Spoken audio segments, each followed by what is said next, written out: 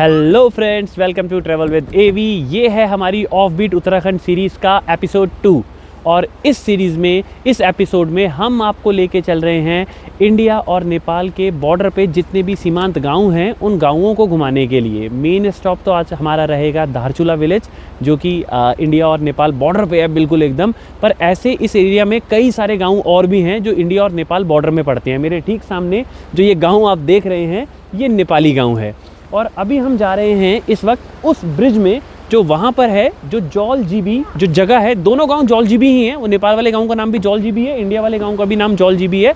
तो हम जौल जीबी जा रहे हैं और उस ब्रिज को क्रॉस करके हम जाएंगे नेपाल। तो ये हम ऐसे जो गांव जहाँ तक भी कनेक्टिविटी है इंडिया और नेपाल का, जहाँ ईजिली मूवमेंट है, जहाँ इंडियंस को जाना आसानी से अलाउड है, मतलब टूरिस्ट को, गाँव वाले तो जाते ही हैं, तो उन सभी गाँवों को हम आपको घुमाएंगे। तो अभी हम यहाँ से जौल जीबी जाएंगे। जौल जीबी फेमस इसलिए भी है क्योंकि वहाँ पर काफ़ी पुराना, लगभग 700-800 साल पुराना मेला भी लगता है, जो हर साल नवंबर के महीने में लगता है। तो उसके बारे में भी कुछ चीज़ें आपको बताएंगे। तो चलिए बिना समय की देरी किए हम चलते हैं सीधा जौल जीबी। और ये जो हाईवे है, मैं बता दूं, ये हाईवे सीधा कैलाश मानसरोवर यात्रा, जो हमारे ट्रांसपोर्ट मिनिस्टर नितिन गडकरी जी ने कहा है कि ये हाईवे बनेगा जो सीधा आदि कैलाश और कैलाश मानसरोवर यात्रा तक के दर्शन करवाएगा। तो ये हाईवे वहीं तक जाता है, पर अभी सर्दी बहुत है तो इस वक्त तो वो हाईवे बर्फ़ की वजह से पूरा ढक चुका होगा। तो लास्ट पॉइंट, क्योंकि ऊपर से भी सब नीचे धारचूला ही आ जाते हैं, तो लास्ट पॉइंट हमारा धारचूला ही रहेगा जर्नी का। तो आइए फटाफट चलते हैं और घूमते हैं जौल जीबी को। दोस्तों, जौल जीबी भारत के उत्तराखंड राज्य के कुमाऊं मंडल के पिथौरागढ़ जिले में स्थित एक छोटी बस्ती और बाजार है। यहाँ काली और गोरी नदियों का संगम है। जौल जीबी का एक बड़ा हिस्सा भारत में है, तो वहीं इसका एक हिस्सा नेपाल के महाकाली क्षेत्र में भी आता है।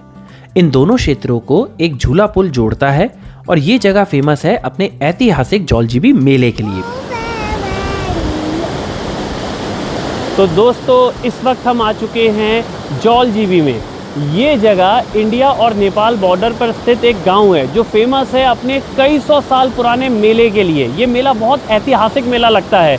हालांकि ये मेला नवंबर में लगता है 14 तारीख से 24 तारीख तक, और इसका उद्घाटन उत्तराखंड के सीएम जो भी होते हैं, जैसे इस साल पुष्कर सिंह धामी जी थे, तो उन्होंने आके इसका उद्घाटन किया था।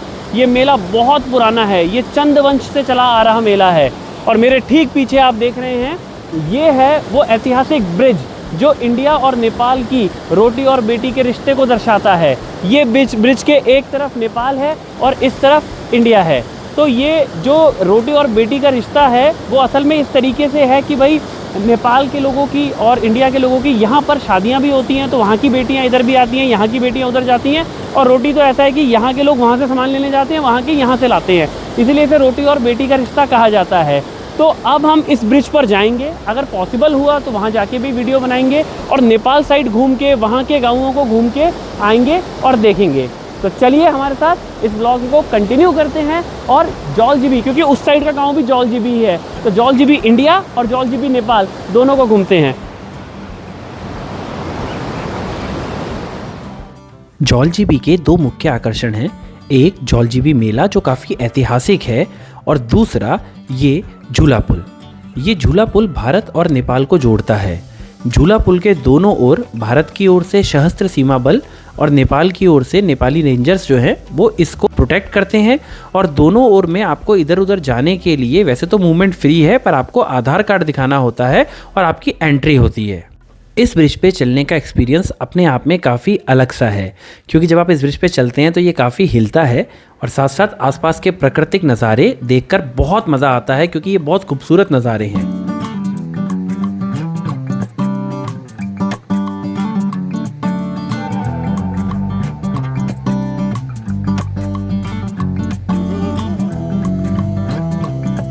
जौल जीबी ब्रिज के नीचे काली नदी है और थोड़ी आगे इसमें गोरी नदी मिल जाती है, और इस प्रकार ये दोनों नदियां मिलकर संगम बनाती हैं और आगे बढ़ती है। वैसे तो ये झूला ब्रिज काफ़ी लंबा है, पर कुछ ही मिनटों में आप नेपाल साइड पहुंच जाते हैं, जहां पर आपसे एक छोटे मोटे सवाल किए जाते हैं और उसके बाद आप नेपाल में प्रवेश कर लेते हैं। ये नेपाल का जौल जीबी विलेज है जो नेपाल के महाकाली क्षेत्र में आता है। तो यहाँ से अब हम नेपाली गांव की तरफ घूमेंगे और वहाँ पर हम देखेंगे कि किस किस प्रकार के नज़ारे या किस प्रकार की दुकानें वहाँ मौजूद हैं।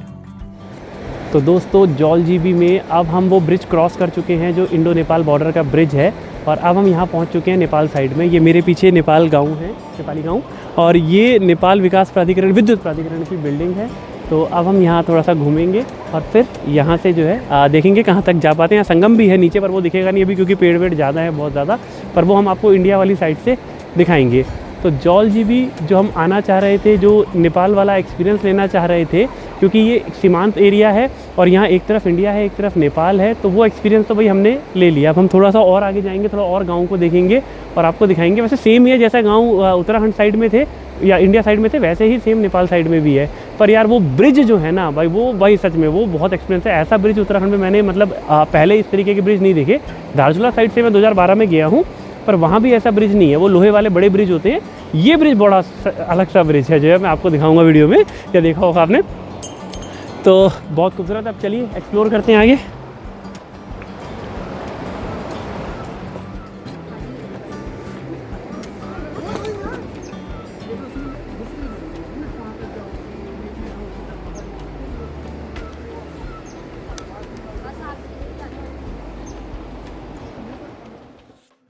नेपाली साइड का जॉलजीबी गांव काफ़ी छोटा है और यहाँ पर काफ़ी सारे मकान तो हमें खाली से दिखे, और नीचे की तरफ संगम का एक मंदिर भी है।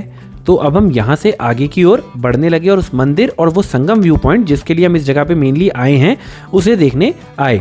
वैसे जॉलजीबी आने का बेस्ट टाइम नवंबर है, जब यहाँ पर जॉलजीबी मेला लगता है, और उस मेले के समय यहाँ पर तिब्बत, नेपाल और भारत तीनों जगहों के व्यापारी सामान बेचने आते हैं।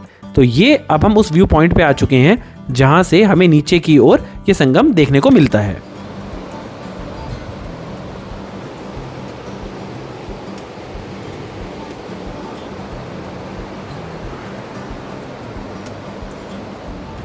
तो दोस्तों इस वक्त जो मेन चीज़ हम देखने आए थे इस गांव में, वो ये था, ये जो काली नदी और गोरी नदी का जो संगम है वो इंडिया साइड से उतना अच्छा नहीं दिखता, वो ये नेपाल साइड से ज़्यादा अच्छा दिखता है, बिकॉज हाइट अच्छी मिल जाती है देखने के लिए।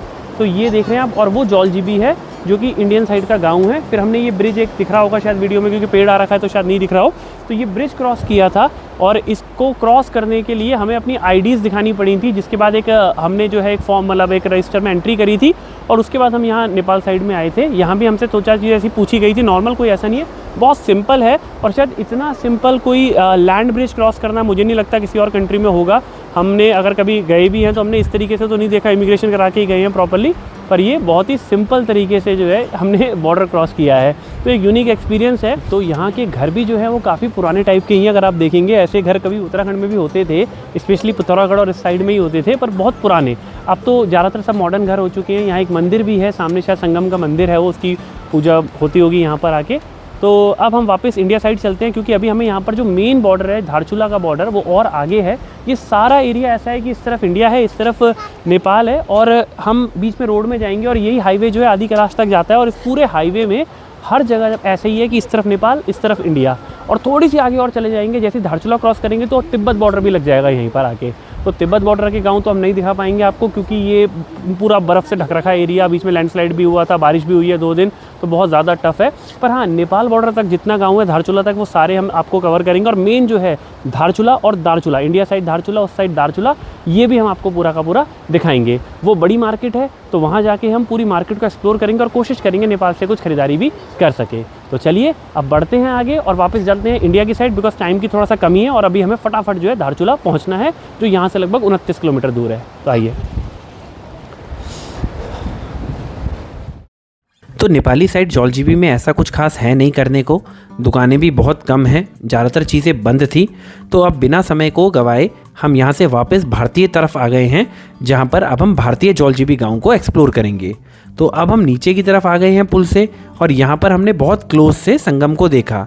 तो संगम का जो नज़ारा है वो तो नेपाल साइड से अच्छा लगता है, पर आप इसको एक्सपीरियंस भारतीय तरफ से ही कर सकते हैं, क्योंकि यहाँ पर हमने देखा कि नीचे थोड़ा बहुत नहाने की व्यवस्था भी थी, तो लोग इस संगम के आसपास नहा भी सकते हैं, चेंजिंग रूम भी थे, टॉयलेट्स भी थे। तो यहाँ से जो जॉलजीबी का ऐतिहासिक मेला है उसका ग्राउंड भी पास है। तो आइए अब आपको उस ऐतिहासिक ग्राउंड के दर्शन कराते हैं, जहाँ पर जॉलजीबी का वो ऐतिहासिक मेला लगता है जो पिछले 700 सालों से लगा आ रहा है।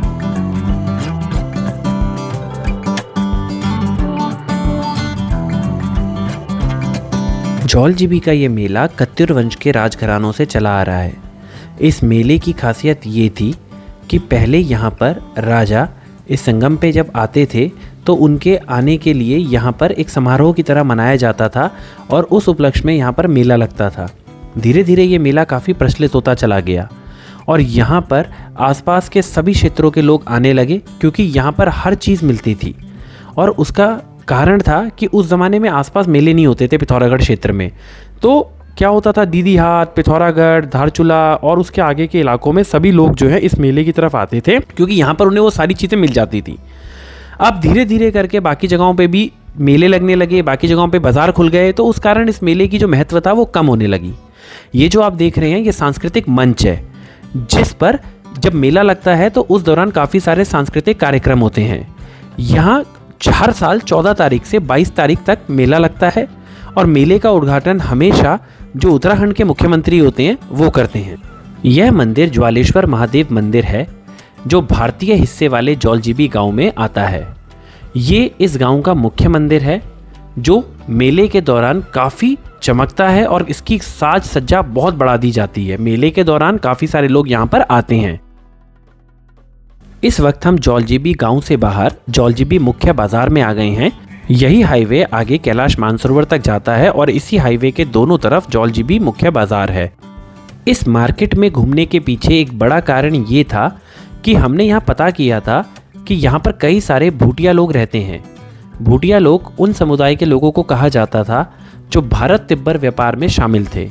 भारत और तिब्बत के बीच में 1962 से पहले व्यापार होता था, परंतु 1962 के भारत चीन युद्ध के बाद ये व्यापार काफ़ी रेस्ट्रिक्ट कर दिया गया था और कुछ साल बाद इसे पूरी तरह से बंद कर दिया गया। भूटिया शब्द भारत सरकार द्वारा उन समूहों के लिए प्रयोग किया जाता है जो भारत तिब्बत व्यापार में शामिल थे। ऐसे काफ़ी सारे लोग यहाँ जौलजीबी और इस पिथौरागढ़ क्षेत्र में रहते हैं। ये लास्ट रिलीज हुआ है 1948 के पास में, 1948 के अराउंड। अच्छा, और इससे लास्ट मतलब कब इसे अच्छा यूज 62 बंद कर दिया गया था इसे। 62 के बाद सेकेंड वॉर जो हुई थी, India China war. India China war के बाद बंद हो गया था। जी जी जी जी जी जी जी। ये 57 लास्ट यूज हुआ है। 48 अलग है, 57 में लास्ट में ये पासपोर्ट है। जी जी जी जी वहाँ जी। का। और ये मेरे दादाजी का जो है कि अच्छा, जो उनको ट्रेड वाला डॉक्यूमेंट्स है। जी जी जी। अच्छा, ये है ओके। हैंडमेड पेपर है। अच्छा, हाँ पूरा हैंडमेड है। हैंडमेड पेपर बना हुआ है। हाँ देखो, नहीं हैंडमेड पेपर है ये पूरा। भूटान में नहीं है। हाँ हाँ हाँ, राइट राइट राइट। ये ठीक है। हाँ अच्छा, ये उनको परमिट मिलता होगा वहाँ जाने आने के ये लिए जो जो वहाँ से पशु लेके आए थे ना, वो जी जी जी जी जी। ये लिख रखा है इसमें। अच्छा, ये लोग सरपंच डेमा पेमा को 1000 बकरी सुहागा दिमक बरत किया। अच्छा। मतलब बकरी सुहागा और बकरी का जो चेंजिंग हुआ ट्रेड में ना। जी जी जी जी। लंगाने के 21 गते भादो, 21 गते भदो के महीने, सावन के बाद जो भदो का महीना आता है। जी जी जी जी जी जी। उस समय गए होंगे वहाँ से, ये बकरे जो भी है वो लेके आए हैं, है ना। 1000 बकरियाँ, 1000 बकरी। 1000 जो है कि तिब्बती भेड़ हमारे दादाजी लेके आए थे। अच्छा, वो ट्रेडिंग की थी उस चीज़ की जो था। अच्छा अच्छा, ये पासपोर्ट है ना। ये पासपोर्ट तिब्बत तिब्बत तिब्बत का है ये। तिब्बतियन पासपोर्ट जो उस ज़माने का था। तब तिब्बत ऑक्युपाइड नहीं हुआ था। हाँ जी हाँ जी। अच्छा अच्छा, तब चाइना फ्री था। स्टेट था उस टाइप पर। हाँ हाँ।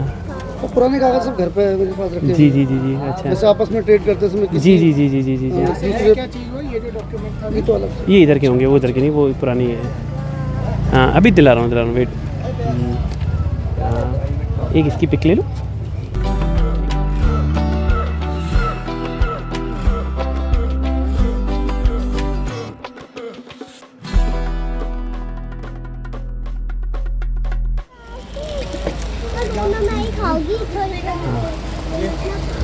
तो हमने अभी भैया की शॉप से ये लिया, इसे फरन कहते हैं। इसका तड़का लगता है और नॉर्मल लोकल लैंग्वेज में जम्बू कहते हैं। इसका तड़का लगता है, बहुत दूर तक खुशबू आती है। तो भैया ने अभी हमें सारे तिब्बतियन डॉक्यूमेंट्स भी दिखाए। तो थैंक यू भैया, थैंक यू सो मच। ठीक है, अब हम आगे चलते हैं। भैया आपका नाम क्या है? संजय। संजय। संजय भैया का नाम है। तो भैया ने बहुत हेल्प करी, बहुत चीज़ें दिखाई। तो भैया को थैंक यू, हम इतने पुराने डॉक्यूमेंट सब कुछ दिखाने के लिए, जो आज़ादी से जो 1962 के बाद से सब खत्म हो चुकी हैं, वो सब चीज़ें दिखाने के लिए। चलिए अब आपसे आगे मिलेंगे। ये ना तो दोस्तों वक्त हो गया है आपसे अलविदा कहने का। जल्द ही आपसे फिर मुलाकात होगी हमारे नेक्स्ट एपिसोड में, जिसमें हम आपको लेकर चलेंगे धारचूला, जो एक और सीमांत गांव है भारत नेपाल सीमा पर। उम्मीद है ये व्लॉग आपको पसंद आया हो। हमारे इस वीडियो को लाइक करें, शेयर करें और इस पर कमेंट करें और चैनल को सब्सक्राइब करें। Thank you for watching.